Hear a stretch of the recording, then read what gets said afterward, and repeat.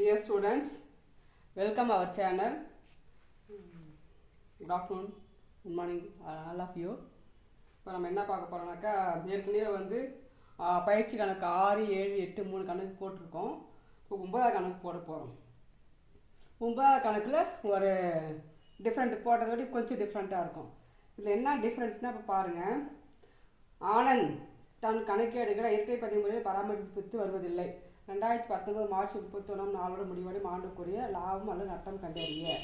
லாபம் நட்ட கணக்கு அங்கே கண்டறியணும். இப்போ 2 வருஷம் கொடுத்துருக்காங்க பாருங்க. 31/3/2018, 31/3/2019 2 வருஷம் கொடுத்துருக்காங்க.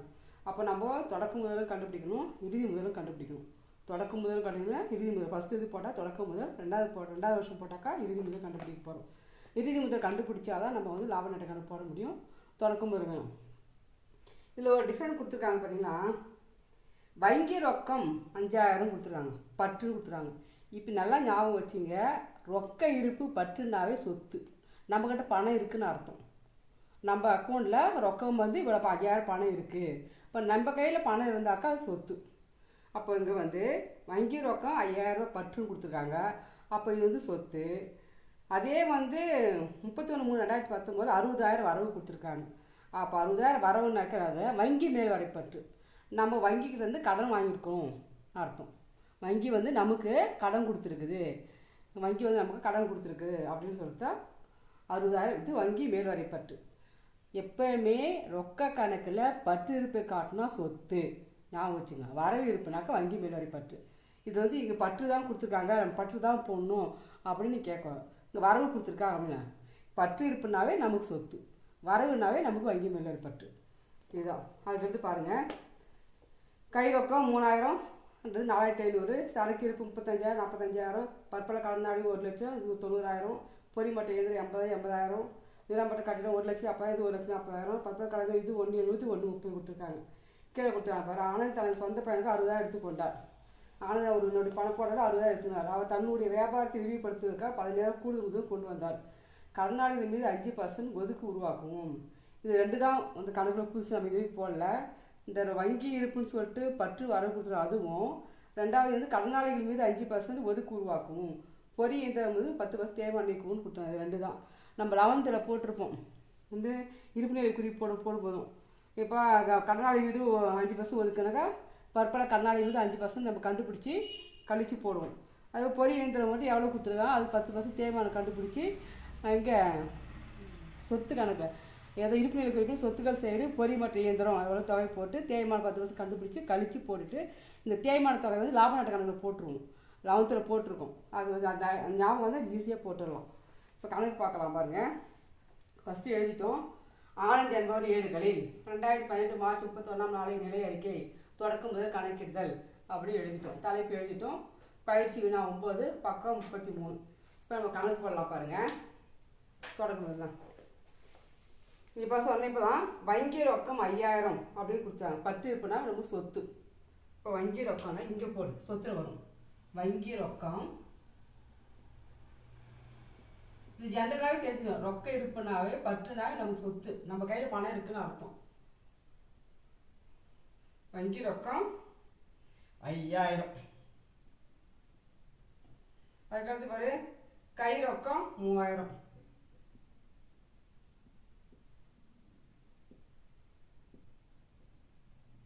சொத்து தான் வரும். சரக்கு இருப்பும் சொத்து தான்.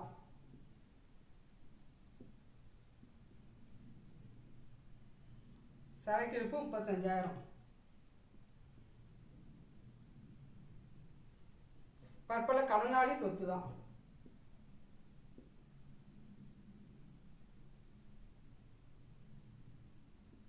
பற்பல கடனாளியே கொடுத்துருக்காங்க பாரு.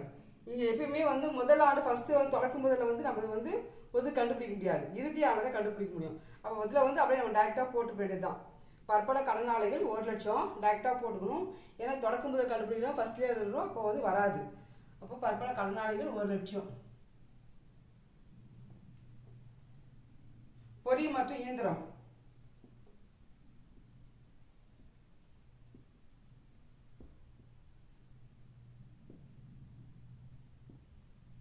பொறி மற்றும் இயந்திரம் 80,000.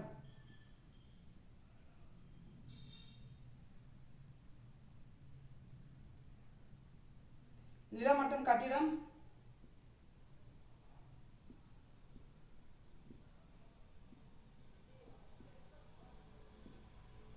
நிலம் மற்றும் கட்டிடம் 1,40,000. பற்பல கடனீந்தோர் இதில் வரும்.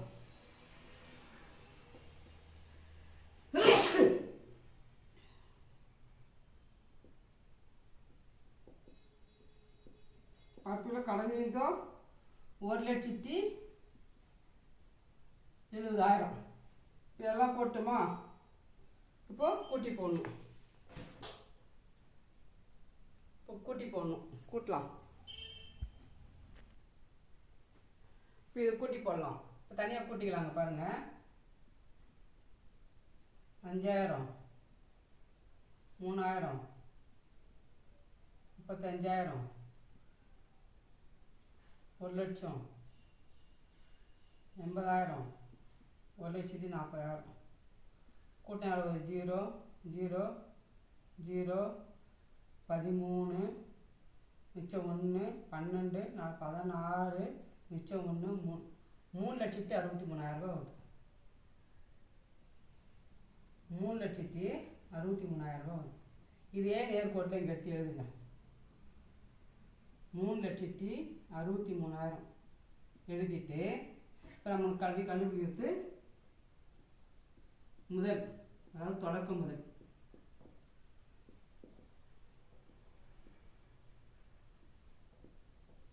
இருப்பு கட்டும் தொகை கண்டுபிடிப்போம். இங்கே 3,63,000 1,70,000 கழிங்க. 0, 0, 0, 3, 16, 16 7 போனால்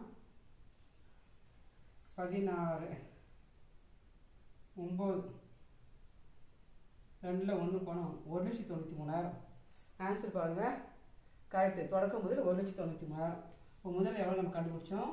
1,93,000 தொடக்க முதல் கண்டுபிடிச்சிட்டோம். இதான் நம்ம கண்டுபிடிச்ச தொகை. இதாங்க ஃபஸ்ட்டு தொடக்கம் முதல். அதுக்கடுத்து நம்ம இறுதி கணக்கு தயாரிக்கலாம். இப்போ பாருங்க, ஆனந்த் ஜனவரி 7களில் 2019 மார்ச் 31 நாளை நிலை அறிக்கை, இறுதி முதல் கணக்கிடுதல் அப்படி எழுதிட்டோம். பொறுப்புகள் சொத்துக்கள் எழுதிட்டோம். இப்போ இது கணக்கு போட போகிறோம். இப்போ இங்கே பாருங்கள், ஃபஸ்ட்டு 31/3/2018 எடுத்து இது என்னது இந்த கணக்கு தொடக்கம் கண்டுபிடிச்சி போட்டோம். இப்போ ரெண்டாவது 31/2019 போட போகிறோம். இப்போ ஃபஸ்ட்டு பார்த்தீங்கன்னா வங்கி ரொக்கம் 60,000 வரவு கொடுத்துக்கிறாங்க. வரவுனாவே நான் சொன்னேன் வங்கி மேல்வரை பற்று நம்ம பொறுப்புகள் ஒரு சைடு வரும். வங்கி இருப்பு பற்று சைடுனா நம்மளோட ரொக்க இருப்பு இருக்குது. நம்மளோட சொத்து பணம் நம்மகிட்ட இருந்தால் அது சொத்து மாதிரி ரொக்க இருப்பு, அதனால் சொத்தில் போடுறோம். இப்போ வரவுனாக்கா நம்ம என்னது வங்கிட்டு நம்ம கடன் வாங்கியிருக்கோம். வங்கி நமக்கு கடன் கொடுத்துருக்குன்னு அர்த்தம். அப்போது வங்கி மேல்வரை பற்று நம்ம வீடு அதில் வங்கி மேல்வரை பற்று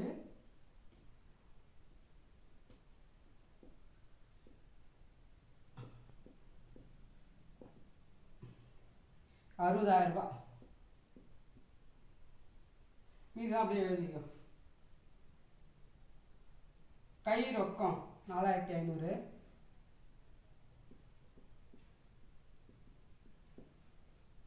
கை ரொக்கம் 4,500. சரக்கிருப்பு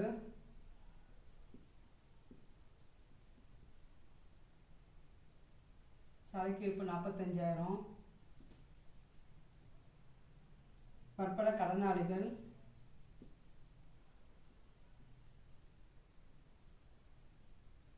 இது கொஞ்சம் கவனிக்கணும். பற்பல கடனாளிகள் கொடுத்து 90,000 கொடுத்துருக்காங்க. இன்னர் காலத்துக்கு போடுறாங்க. அக்கௌண்ட்ஸ் ஒரு 2 காலம் இருக்கு இல்லையா? இங்கே இடம் பார்த்தாலும் ஒரு காலம் போட்டேன், இன்னர் காலம். அங்கே பற்பல கடனாளிகள் 90 போட்டுக்கோ. கீழே கொடுத்துருக்காங்க பாரு, கடனாளிகள் மீது 5% ஒதுக்கீடு உருவாக்குவோம். இப்போ பற்பல கடனாளிகளில் 90,000க்கு 5% கண்டுபிடிக்கணும். பற்பல கடன் அவங்க கீழே கொடுத்துருக்காங்க பாருங்க. கடனாளிகள் மீது 5% ஒதுக்கு உருவாக்கவும் கொடுத்துருக்காங்க. இப்போ 90,000க்கு 5% கண்டுபிடிங்க. 0, 0, 0, 0 அப்போ இது 9, 45 4,500 ரூபா வரும். எவ்வளோ வரும்? 4,500 ரூபா வரும். 4500 கழிச்சு போடுங்க. கழிச்சு எவ்வளோ வருது பாரு.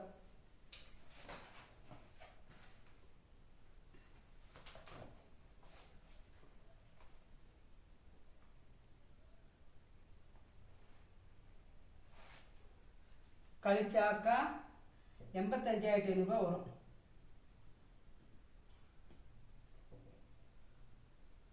பத்து 5 போன 5 9 10 9 4 போன 5 8 85,500. அதுக்கடுத்து பார்த்தீங்கன்னாக்கா நிலம் மற்றும் கட்டிடங்கள், பொறி மற்றும் இயந்திரம். அதுக்கடுத்து பொறி மற்றும் இயந்திரம்.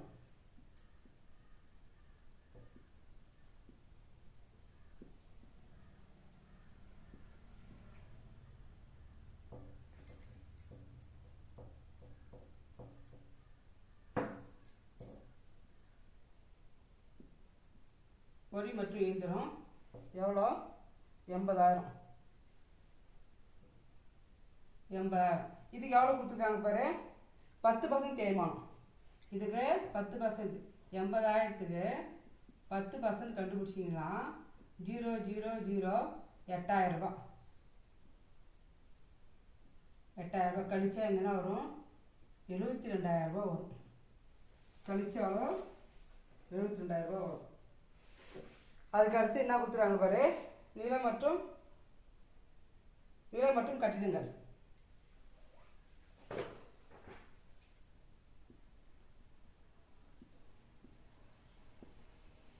நிலம் மற்றும் கட்டிடங்கள் இதில் எந்த அட்ஜஸ்ட்மெண்ட்டும் கிடையாது.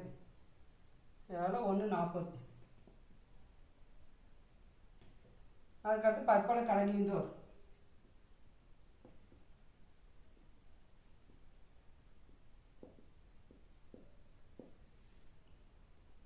ஒரு 1,30,000. இப்போ கூட்டுங்க, எந்த சைடு அதிகமாக கூட்டு பாருங்க.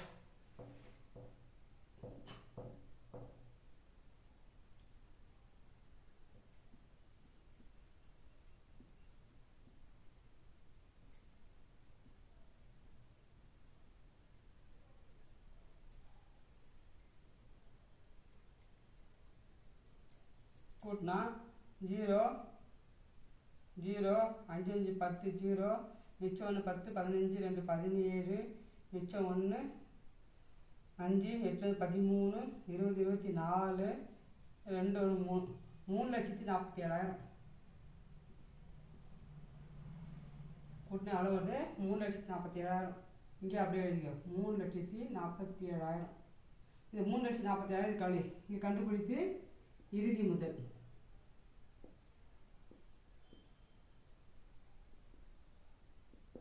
இருப்பு கட்டும் தொகை கழிப்போம். 3,47,000ல் 1 30 ஒரு 60 1 90 1,90,000 கழிச்சா 0 0 0 7 இங்கே 14 14ல் 9 போனால் 5 2 1 போனால் 1,57,000 வருதா பார். கரெக்டு. 1,57,000. 1,57,000 வந்து இறுதி இருப்பு. இது நம்ம கண்டுபிடிச்ச தொகை. இப்போ தொடக்க முதல் கண்டுபிடிச்சோம் 1,93,000. இறுதி முதல் 1,57,000 கண்டுபிடிச்சிருப்பார். இப்போ என்ன கேட்டால் லாப நட்ட கணக்கு கேட்டிருக்காங்க. இப்போ லாப நட்ட கணக்கு போடணும். அதுக்கடுத்து லாப நட்ட கணக்கு போடலாம். அதுக்கடுத்து லாப நட்ட கணக்கு போடலாம். இப்போ லாப நட்ட கணக்கு எழுதிக்கலாம். 2019 மார்ச் 31 2019 மார்ச் 31 நாளோடு முடிவடையும் ஆண்டுக்கான லாப நட்ட அறிக்கை. ஆண்டுக்கான லாப நட்ட அறிக்கை எழுதணும். இதுக்கு என்ன ஃபார்முலா? இறுதி முதல் ப்ளஸ் கூட்டுக எடுப்பு கழிக்க கொண்டு வந்த கூடுதல் முதல் சரி கட்டப்பட்ட இறுதி முதல் கழிக்க தொடக்க முதல் கே லாபமா நஷ்டமா. இதான் வந்து ஃபார்முலா. இதுதான் வந்து ஃபார்முலா. உட்காரலாம். நம்ம இறுதி முதல் கண்டுபிடிச்சோமா?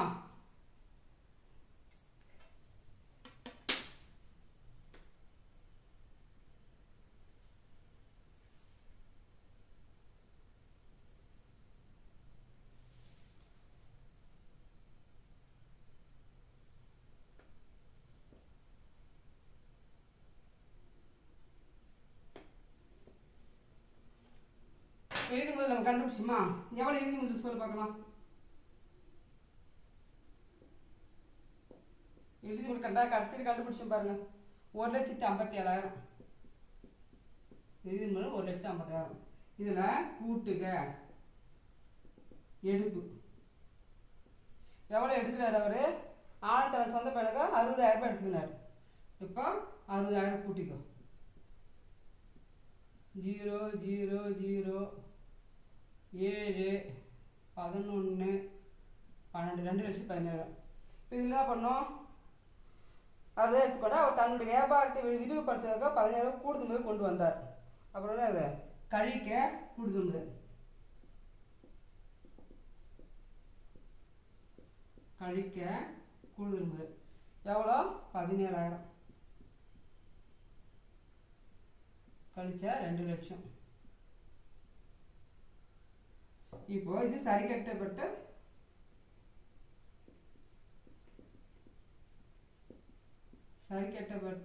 இறுதி முதல். இப்போ கழிக்க தொடக்க முதல்.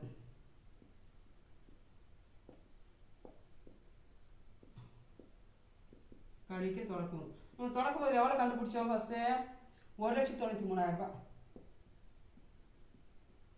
1,93,000 2,00,000 1,93,000 கழிச்சா எவ்வளோ வரும்? 7,000 ரூபாய். இதான் லாபம்.